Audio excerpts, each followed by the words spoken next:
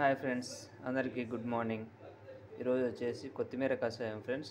చూడండి, కొత్తిమీరని ఏం చేయాలంటే ఫస్ట్ మనము వాటిని ఒక బౌల్లో తీసుకొని దాన్ని వాటర్తో క్లీన్ చేయాలి ఫ్రెండ్స్, శుభ్రపరచాలి. చూడండి, వాటర్తో శుభ్రపరుస్తున్నాము. ఇలా శుభ్రపరిచిన తర్వాత ఒక పాత్రలో వేసుకొని వాటిని గ్యాస్ మీద పెట్టి మంట పెట్టేసి మనం ఇలా చేయాలి ఫ్రెండ్స్. వాటిని మనం ఉడికించాలి. ఇలా ఉడికించిన తర్వాత ఒక 5 నిమిషాలు ఉడికిస్తే సరిపోతుంది.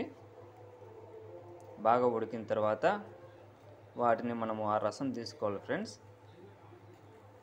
చూడండి ఎలా చేస్తాము, గమనించండి. చూడండి ఫ్రెండ్స్, అలానే స్టవ్ మీదనే ఉంది. స్టవ్ మీద అలానే ఉడికిస్తూనే ఉన్నాం దాన్ని.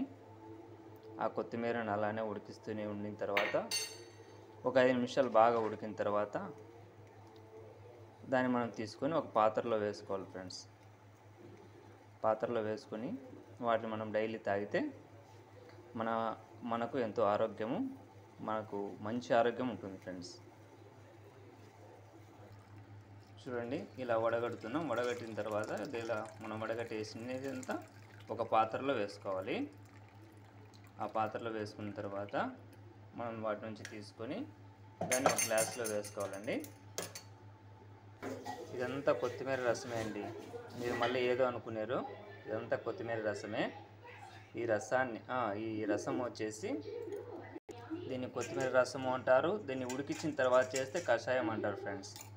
మనం ఈ కషాయాన్ని గ్లాసులో వేస్తున్నాం. చూడండి, గమనించండి. గ్లాసులో వేసుకొని అది చల్లారిన తర్వాత ఇలా మనం డైలీ తాగాలి. డైలీ ఒక 1 వీక్ కానీ 1 మంత్ కానీ అలా మనం కంటిన్యూస్గా మనం చేస్తే మనకు మంచి ఆరోగ్యం వస్తుంది ఫ్రెండ్స్. మీకు ఈ వీడియో నచ్చినట్లయితే లైక్ చేయండి, సబ్స్క్రైబ్ చేయండి, షేర్ చేయండి. Thank you.